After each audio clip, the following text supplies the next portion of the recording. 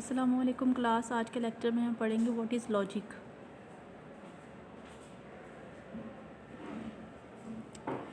Logic is the study of the principles and methods that distinguish between a valid and invalid argument.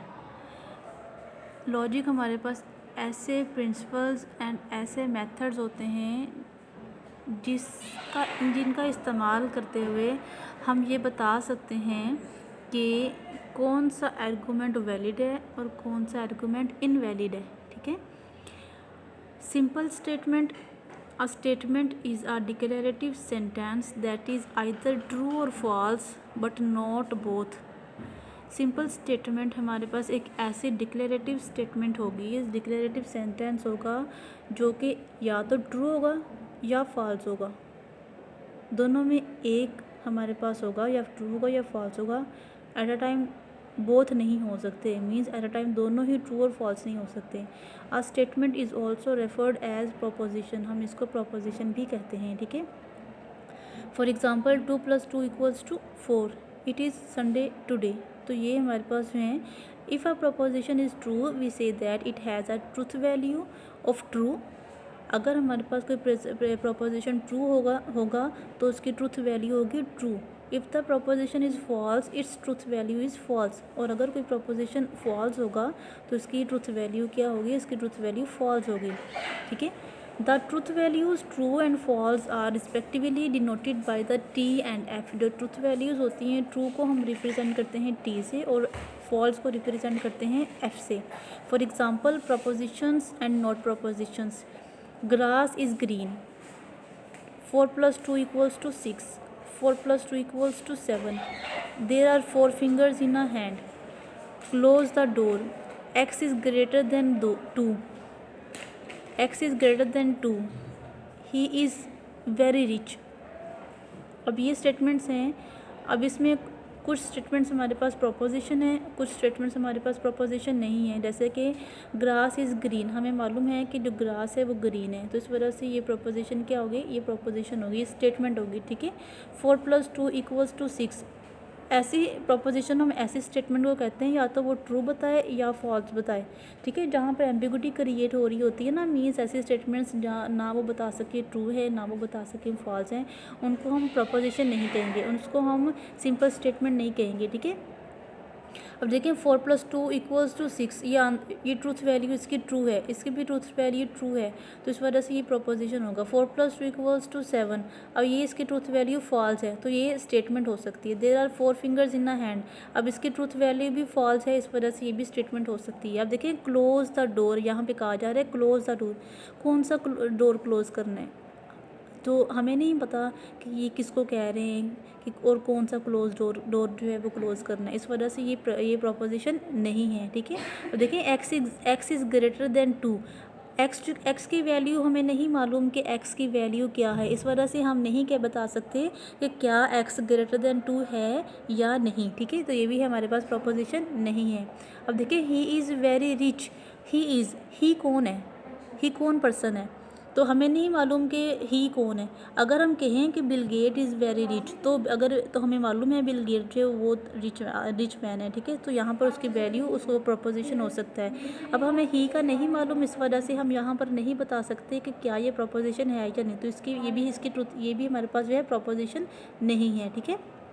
देखिए rule, if the sentence is preceded by other sentence that make the pronoun or variable reference clear then the sentence is the statement. ठीक है। अगर suppose जैसे कि इसका rule है, if the sentence is preceded by other sentence, अगर एक sentence है जो कि दूसरे सेंटेंस से प्रीसीड कर रहा है, that make the pronoun or variable reference, और जहाँ पे कोई प्रोनाउन बन रहा है या फिर कोई वेरिएबल रेफरेंस हम क्लियर तौर पर हम यूज़ कर रहे हैं, then the sentence is statement, तो उस सेंटेंस को हम स्टेटमेंट कह सकते हैं। ठीक है। जैसे हम यहाँ पर कहें x = 1, x ग्रेटर देन 2। अब देखिए अब x = 1 कहा हुआ हुआ है तो हमें मालूम है कि x की वैल्यू क्या है 1। अब यहाँ पर देखें x ग्रेटर देन 1, अब यहाँ पर इसकी ट्रूथ वैल्यू फॉल्स है। हमें कैसे पता चला इसकी ट्रूथ वैल्यू फॉल्स है? क्योंकि हमें मालूम है कि x की वैल्यू इस टाइम पे क्या है 1, तो इस वजह से हम कह सकते हैं कि ये जो है ये एक सेंटेंस है, ये हमारे पास एक सिंपल स्टेटमेंट है। ठीक है, x greater than 2 is a statement with truth value false. अब x ग्रेटर देन 2 जो है वो स्टेटमेंट है, इसकी ट्रूथ वैल्यू क्या है? फॉल्स है। अब देखें यहाँ पर एक और एग्जांपल देखें, Bill Gates is an American, Bill Gates American है, ही इज़ वेरी रिच, वो बहुत अमीर है। अब यहाँ पर भी he is very rich is a statement with truth value true. अब ये जो हमारे पास है ये भी हमारे पास स्टेटमेंट है, इसकी ट्रूथ वैल्यू ट्रू है। हमें कैसे पता चला ये ट्रू है? क्योंकि हमें मालूम है ही कौन है? Bill Gates. ठीक है, अब देखिए understanding statements, x+2 is positive, ये हमारे पास स्टेटमेंट नहीं है। क्यों स्टेटमेंट नहीं है? क्योंकि हमें x की वैल्यू नहीं मालूम, हमें x की वैल्यू नहीं मालूम, इस वजह से हम नहीं कह सकते कि अगर x में कोई 2 जमा करे तो स्टेटमेंट वो क्या हमारे पास पॉजिटिव नंबर आता है या नेगेटिव नंबर आता है, हमें नहीं मालूम। ठीक है, तो मे आई कम इन, तो ये भी हमारे पास स्टेटमेंट नहीं है। वो कौन बंदा पूछ रहा है, कहाँ पूछ रहा है, हमें नहीं मालूम, मे आई कम इन और नॉट। ठीक है, 3 जो है लॉजिक इज़ इंटरेस्टिंग, ये स्टेटमेंट है, क्योंकि हमें मालूम है कि लॉजिक जो हमें बताती है कि ट्रू वैलिड और इनवैलिड स्टेटमेंट्स के दरमियान हमें फ़र्क करना बताता है, तो ये लॉजिक जो है वो इंटरेस्टिंग है। इट इज़ हॉट टुडे, ये भी हमारे पास स्टेटमेंट है, तो हम सिचुएशन या इन्वायरमेंट को देखते हुए ये बता सकते हैं कि इट इज़ हॉट और नॉट। ठीक है, -1 ग्रेटर देन 0, ये भी हमारे पास स्टेटमेंट है। चाहे ट्रूथ वैल्यू ट्रू हो या ट्रूथ वैल्यू फॉल्स हो, तो वो स्टेटमेंट के अंदर आ सकता है, लेकिन ऐसे स्टेटमेंट्स जो कि ना हमें ये बताएं ट्रू है या ना हमें ये बताएं कि फॉल्स है, तो ऐसे स्टेटमेंट्स को हम स्टेटमेंट्स कंसिडर नहीं करेंगे। जैसे कि x+y = 12 नोट अ स्टेटमेंट, ये भी हमारे पास स्टेटमेंट नहीं है, क्योंकि हमें यहाँ पर x और y की वैल्यू नहीं मालूम। ठीक है, compound statement, simple statements could be use to build a compound statement, हम सिंपल स्टेटमेंट्स को इस्तेमाल करते हुए कंपाउंड स्टेटमेंट बना सकते हैं। लॉजिक कनेक्टिव, जैसे कि for example 3+2 = 5 and Lahore is a city in Pakistan.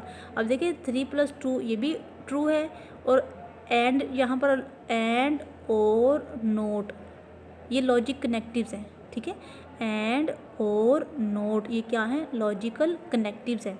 अब इनके थ्रू हम कनेक्ट करें, इनके थ्रू हम स्टेटमेंट्स को कंबाइन कर रहे हैं। ठीक है, देखिए अब यहाँ पर 3+2 = 5 and Lahore is a city in Pakistan, Lahore जो है पाकिस्तान का शहर है, और 3+2 = 5 है। द ग्रास इज़ ग्रीन, जो ग्रास है वो ग्रीन है, और इट इज़ हॉट टुडे। अब कोई भी वैल्यू ट्रू हो सकती है, एक भी वैल्यू ट्रू होगी तो और में आंसर क्या आ जाएगा? True. Discrete mathematics is not difficult to me, and or not are called logical connectives, हम इसको लॉजिकल कनेक्टिव्स कहते हैं। ठीक है, सिंबॉलिक रिप्रेजेंटेशन, इसको अगर हम सिंबॉलिकली रिप्रेजेंट करवाना चाहें तो किस तरह से करवाएंगे? तो यहाँ पर एग्जांपल के तौर पर हम लेते हैं, statements are symbolically represented by letters such as PQR, हम PQR का इस्तेमाल करते हैं। For example P = Islamabad is the capital of Pakistan, अगर हम कहते हैं कि अगर हम P को वैल्यू असाइन कर दें कि इस्लामाबाद जो है वो पाकिस्तान का कैपिटल है, और Q एक और वेरिएबल हम लेते हैं और उसको वैल्यू असाइन कर देते हैं 17 इज़ डिविजिबल बाय 3। ठीक है, अब यहाँ पर लॉजिकल कनेक्टिव्स का हम इस्तेमाल करते हैं। देखिए इस टेबल को आपने देखना है, connective, meaning, symbols, card.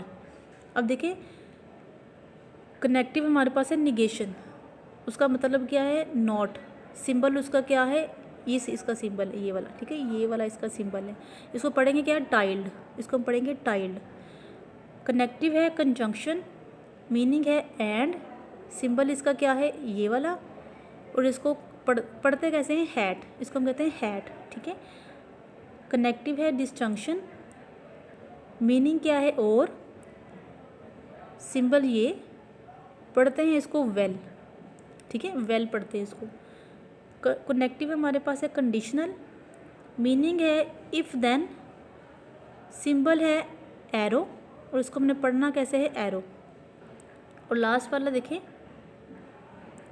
By conditional, पढ़ना कैसे है? इफ़ एंड ओनली इफ़, और इसका मतलब क्या? इसको हमने, ये डबल एरो होता है, इसको पढ़ना कैसे है? Double arrow. ठीक है, ये है हमारे पास लॉजिकल कनेक्टिव्स। अब एग्जांपल देखें, पी हमारे पास है Islamabad is the capital of Pakistan. Q हमारे पास है 17 इज़ डिविजिबल बाय 3। सपोज़ ये देखिए, अभी फ़िलहाल इसको नहीं देखना, ठीक है, हमने इसको नहीं देखना फ़िलहाल।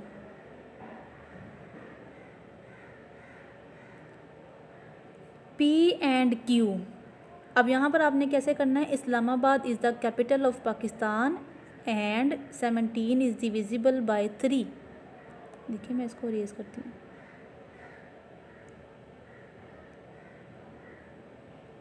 सिंपल दरमियान में आपने एंड लिख देना है, ठीक है। एंड क्यों लिखना है, क्योंकि वहाँ पर हमने एंड ऑपरेटर इस्तेमाल किया हुआ है।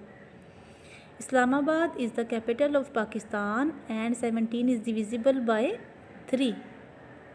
अब नेक्स्ट देखें, नेक्स्ट स्टेटमेंट देखें, पी और क्यू, इसको हमने कैसे पढ़ना है, Islamabad is the capital of Pakistan और 17 इज़ डिविजिबल बाय 3। ये देखिए, हमने इसको पढ़ना है और सेंटर में लगा देना 20। अब देखिए निगेशन पी, इस्लामाबाद, देखिए negation P, Islamabad is not the capital of Pakistan. It is not the case that Islamabad is the capital of Pakistan. और सिंपली इसको हम कहेंगे Islamabad is not the capital of Pakistan. अब देखें, अगर एंड ऑपरेटर लगाया है तो हमने सिंपल दरमियान में एंड लगा देना है, और लगाया हुआ तो सिंपल दरमियान में और लगा देना है, निगेशन इस्तेमाल किया हुआ तो सिंपल हमने नोट लगा देना है। Islamabad is the capital of Pakistan and 17 is divisible by 3।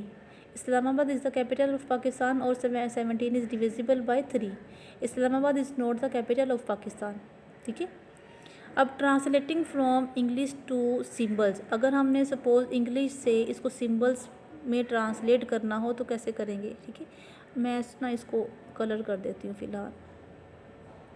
ये देखिए, इसको हमने कलर कर दिया। It is hot is not hot, P की वैल्यू हमारे पास है इट इज़ हॉट, क्यू की वैल्यू है इट इज़ सनी, ठीक है। अब हमने इट इज़ नॉट हॉट, किसकी वैल्यू थी, नोट पी, हमने इसको लिखना है नोट पी, ये सिंबॉलिक फॉर्म में हमने लिख दिया इसको। It is hot and Sunny, it is hot and Sunny, तो हॉट की वैल्यू है पी एंड, तो यहाँ पर हम लिख देंगे क्यू, सनी, ठीक है। देखिए P, it is hot and it is Sunny, it is hot और सनी, और लगाया ना, इट इज़ हॉट और सनी, ठीक है। It is not hot but Sunny, ये हॉट नहीं है और लेकिन सनी है। It is neither hot nor sunny, अब देखिए यहाँ पर इन्होंने किस तरह से किया हुआ है, देखिए it is not hot but को लगाना है इस तरह से आपने, बट सनी, ठीक है।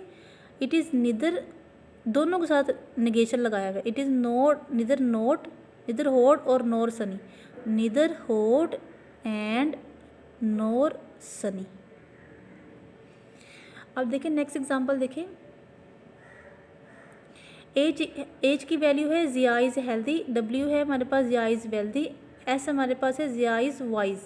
Translate the compound statement to symbolic form, अब हमने इसको सिम्बॉलिक फॉर्म में लिखना है, Zia is healthy and wealthy but not wise. देखिए इसको हमने किस तरह से लिखना है, H and W and negation S, ठीक है, इसको हमने इस तरह से लिखना है।